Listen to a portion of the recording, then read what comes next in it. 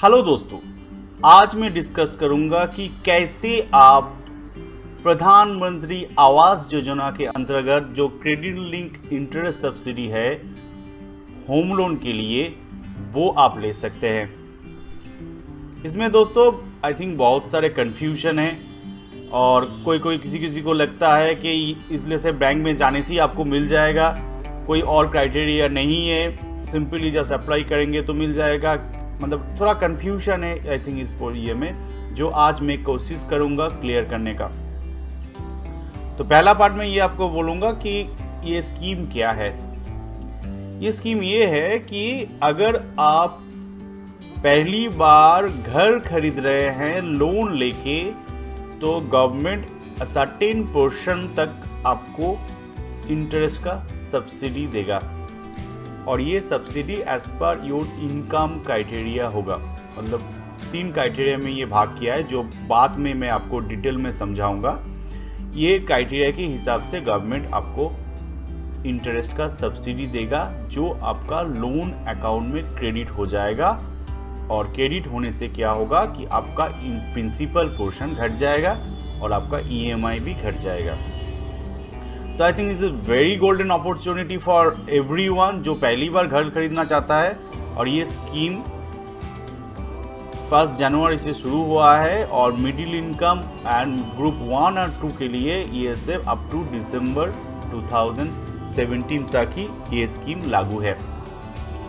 इसमें eligibility criteria में कहा गया है कि the family should not own a पक्का हाउस।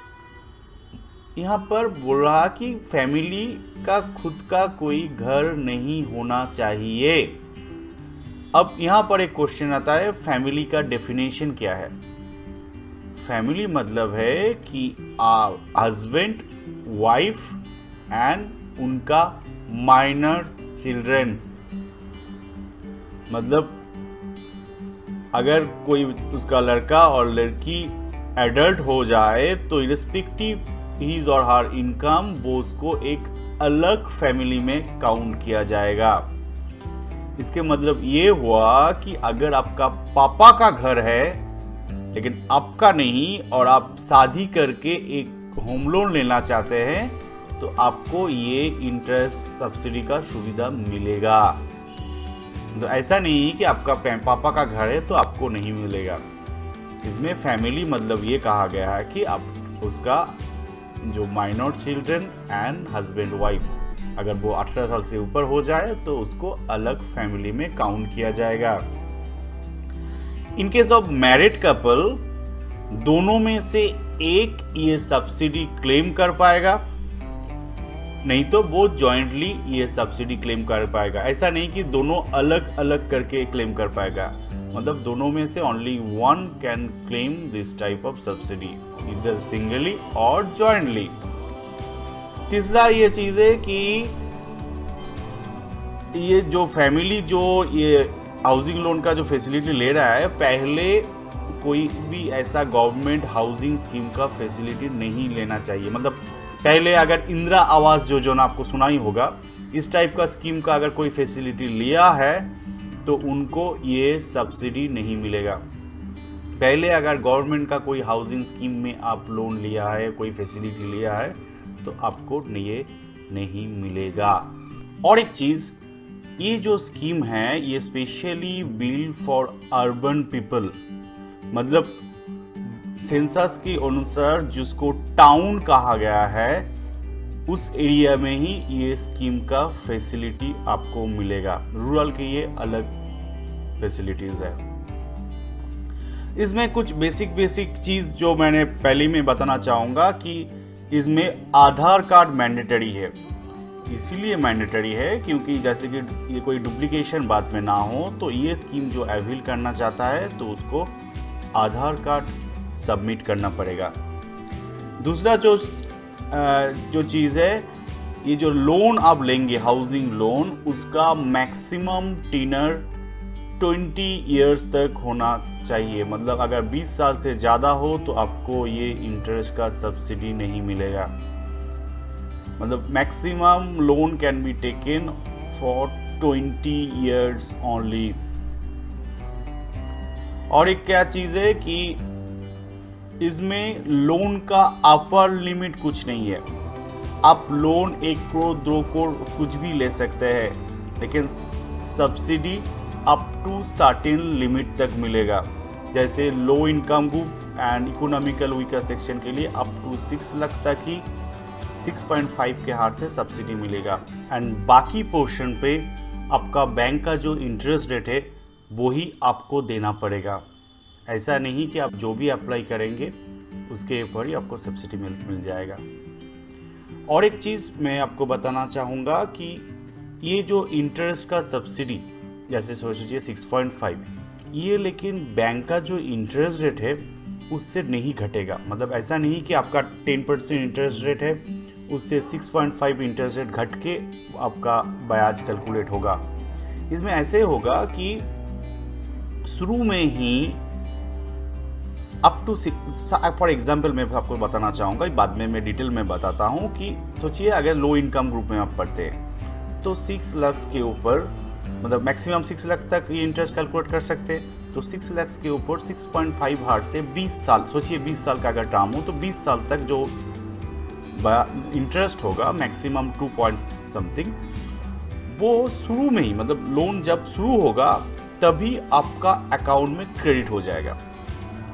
इससे क्या होगा, आपका अगर लोन सोचिए सपोज 20 लाख है, अब शुरू में ही कुछ अमाउंट जो इंटरेस्ट जो कैलकुलेट हो वो घट जाएगा, मतलब प्रिंसिपल घट जाएगा, क्योंकि शुरू में तो आपका कोई इंटरेस्ट नहीं है अकाउंट में, तो प्रिंसिपल घट जाएगा। प्रिंसिपल घटने के बाद जो अमाउंट बचेगा उसके ऊपर आपको ईएमआई देना है।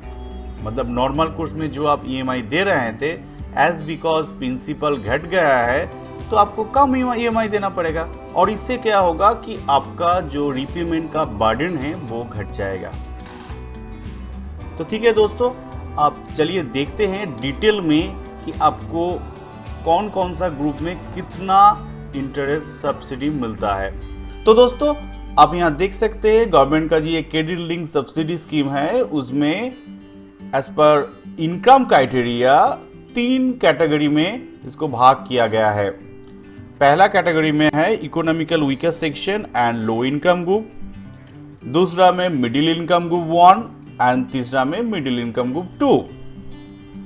इकोनॉमिकल वीकर सेक्शन कहा जाता है जिसका इनकम अप टू 3 लाख हो, एंड लो इनकम ग्रुप कहा जाता है जिसका 3 लाख से 6 लाख इनकम हो। मिडिल इनकम ग्रुप 1 में 6 लाख से 12 लाख तक जो इसका इनकम हो ईयरली उसको रखा जाता है, और 2 में 12 से 18 लाख तक, मतलब जिसका सालाना इनकम अप टू 18 लाख हो वो ये जो PM prime minister Awas Yojana के अंतर्गत ये जो सब्सिडी है वो ले सकता है। तो आई थिंक ये इनकम का क्राइटेरिया आपको अब क्लियर हो चुका है। दूसरा जो चीज़ है वो कितना कारपेट एरिया हो सकता है फ्लैट का। एक्चुअली जो ओरिजिनल इंस्ट्रक्शन है उसमें स्क्वायर मीटर के हिसाब से ये कारपेट एरिया रखा गया था। इसमें था 60 स्क्वायर मीटर, इसमें 90 एंड इसमें 110। लेकिन एज बिकॉज एक्चुअली हम लोग स्क्वायर फुट में ज़्यादा कंफर्टेबल है, और हम जो अब जब बिल्डर के पास हम लोग जाते हैं तो स्क्वायर फुट में ही हम लोग एक्चुअली डील करते हैं, तो इसलिए मैंने यहाँ स्क्वायर फुट लिखा है, इससे आपको समझने में थोड़ा सुविधा होगा। इकोनॉमिकल वीकर सेक्शन या लोअर इनकम ग्रुप के लिए मैक्सिमम एरिया हो सकता है 645 square foot. Middle income group 1 के लिए 968.752 square foot and middle income group 2 के लिए 1184.03 स्क्वायर फुट।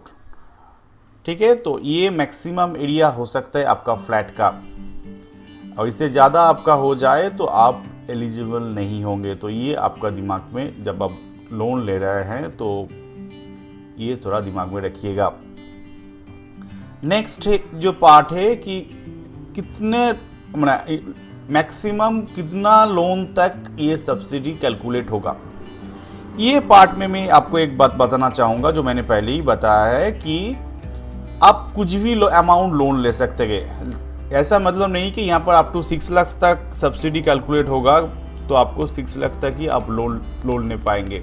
आप 1 करोड़ भी लोन देख लेंगे तो कोई प्रॉब्लम नहीं है, लेकिन ओनली अप टू 6 लाख तक ही ये जो इंटरेस्ट सब्सिडी है वो कैलकुलेट होगा।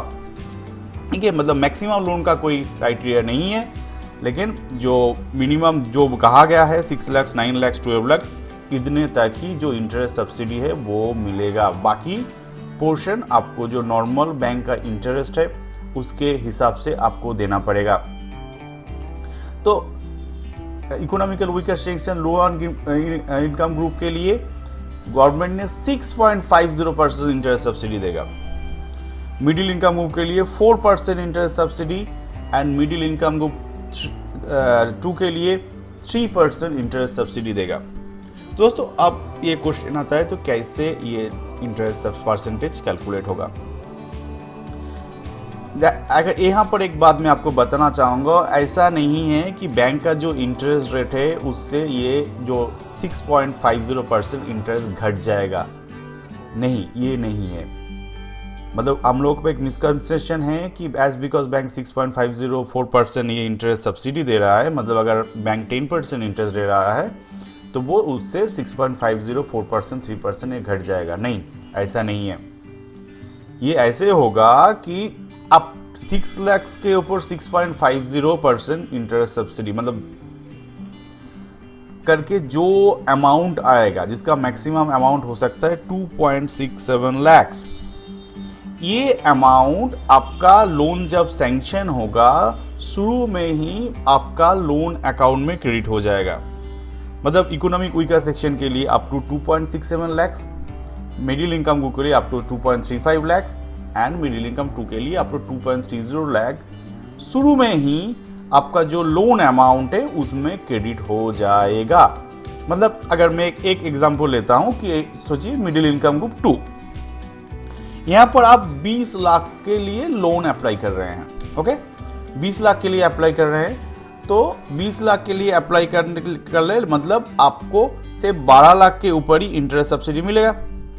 अब 12 लाख के ऊपर 3% से जो होता इंटरेस्ट सब्सिडी कैलकुलेट करके जो मैक्सिमम 2.3 लाख होगा वो पहले ही आपका जो 20 लाख का लोन अमाउंट है ना उसमें क्रेडिट हो जाएगा। इससे क्या होगा, आपका लोन अमाउंट घट जाएगा, प्रिंसिपल घट जाएगा, और घटने के बाद जो प्रिंसिपल होगा उसके ऊपर ईएमआई कैलकुलेट होगा, तो साइमल्टेनियसली आपका ईएमआई भी थोड़ा घट जाएगा। मतलब इंटरेस्ट रेट बैंक का एक ही चलेगा, लेकिन शुरू में ही जो सब्सिडी पोर्शन है वो आपका अकाउंट में क्रेडिट होके प्रिंसिपल घटा के उसके ऊपर ईएमआई आपको देना पड़ेगा। इससे फ़ायदा ये होगा कि आपको कंपाउंडिंग इंटरेस्ट गुणना नहीं पड़ रहा है, मतलब टोटल अमाउंट के ऊपर, और आपका ईएमआई भी relatively it will be lower than the normal EMI.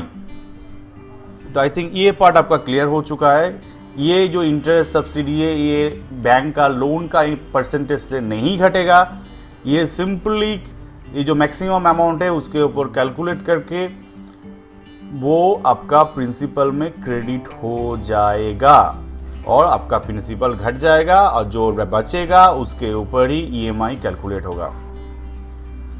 And last है कि ये स्कीम जैसे economical weaker section low income group up to 2022 तक एप्लीकेबल है। मिडिल इनकम ग्रुप के लिए ये 31 दिसंबर 2017 और मिडिल इनकम ग्रुप 2 के लिए भी 31 दिसंबर 2017 तक एप्लीकेबल है। तो दोस्तों अगर आप इसका ये जो इंटरेस्ट सब्सिडी का फैसिलिटी आप लेना चाहते हैं, ये कोई कम अमाउंट नहीं है, 2,35,000 2,67,000 अगर आपका लोन से घट जाएगा, इट्स ए ह्यूज अमाउंट। अगर आप लेना चाहते हैं तो आप जल्दी कीजिए क्योंकि दिसंबर तक ही ये स्कीम लागू होगा। और एक चीज़ जो लास्ट है, अगर आप इकोनॉमिकल वीकर सेक्शन और लो इनकम ग्रुप के लिए सब्सिडी क्लेम कर रहे हैं तो आपका उसमें एक वुमेन ओनरशिप होना चाहिए, दैट इज़ मैंडेटरी। मतलब कोई भी एक को borrower should be a woman. जो मिडिल इनकम ग्रुप 1 और मिडिल इनकम ग्रुप 2 के लिए ये जो कंडीशन नहीं रखा गया है। तो दोस्तों आई थिंक आपको क्लियर आइडिया हो चुका है कि क्या क्या फीचर है प्रधानमंत्री आवास योजना में। तो अब ये क्वेश्चन आता है कि कैसे मुझे ये जो सब्सिडी है मिलेगा। आई थिंक कंफ्यूजन यहाँ से शुरू होता है। क्योंकि बहुत सारे को लगता है कि एज बिकॉज गवर्नमेंट सब्सिडी दे रहा है तो मैं बैंक में जाकर अप्लाई करेंगे तो बैंक मुझे लोन भी दे देगा, सब्सिडी भी दे देगा। ऐसा लेकिन नहीं है। ये सब्सिडी कोई भी बैंक में आप अप्लाई कर रहे हैं तो आपको मिल सकता है, लेकिन आप बैंक का जो जो टर्म एंड कंडीशन है हाउसिंग लोन का, सब आपको फुलफिल करना है। मतलब ये है कि अगर आप बैंक का जो जो कंडीशन है, इनकम कंडीशन, प्रॉपर्टी का डिटेल का कंडीशन फुलफिल करके आप हाउसिंग लोन ले सके, तभी आप ये इंटरेस्ट सब्सिडी का सुविधा मिलेगा। मतलब ऐसा नहीं है कि इंटरेस्ट सब्सिडी के लिए आपको बैंक लोन दे देगा। अगर आप एलिजिबल है लोन के लिए बैंक में जाकर, तभी ये इंटरेस्ट सब्सिडी आपको मिलेगा। इसका मतलब ये हुआ कि आपको पहले बैंक में जाकर पता करना पड़ेगा कि क्या क्या बेसिक एलिजिबिलिटी है मुझे लोन लेने के लिए। जैसे कोई इनकम होना चाहिए, सैलरी स्लिप होना चाहिए, बिजनेसमैन के लिए आईटी रिटर्न, बैलेंस शीट होना चाहिए। इनका डिटेल मैंने एक वीडियो पहले आप मेरे चैनल में ही आप देख पाएंगे। हाउसिंग लोन के लिए क्या क्या क्राइटेरिया है उसमें है, स्टेट बैंक के लिए स्पेशली। मतलब ऐसे ही आप बैंक में मत जाइए, पहले बेसिक क्राइटेरिया देख लीजिए, फिर बैंक में अप्लाई कीजिए लोन के लिए। और ये जो सब्सिडी है ये लेने के लिए एक 1 पेज का फॉर्म होता है जो एक्चुअली सेल्फ डिक्लेरेशन होता है। वो 1 पेज का फॉर्म वो एप्लीकेशन के वो आपको बैंक से मिल जाएगा। वो फॉर्म आप एप्लीकेशन के साथ दे दीजिए कि मेरा कोई हाउस नहीं है, मतलब वो फॉर्म का फॉर्मेट ही ऐसा है, और मैं ये सब्सिडी स्कीम में लोन लेना चाहता हूँ। तो बैंक अगर आप वो एलिजिबिलिटी में आ जाता है, मतलब वो इनकम ग्रुप में आ जाते हैं, तो वो आपको ये सब्सिडी दे देगा। तो होप दोस्तों आज का जो ये वीडियो है आपको हेल्प करेगा ये जो स्कीम है उसका लाभ उठाने में। अगर और कुछ आप जानना चाहते हैं प्रधानमंत्री आवास योजना के बारे में तो प्लीज़ कमेंट में लिखिए, और अगर नया है आप मेरे चैनल पे तो please subscribe my channel. Thank you and good night.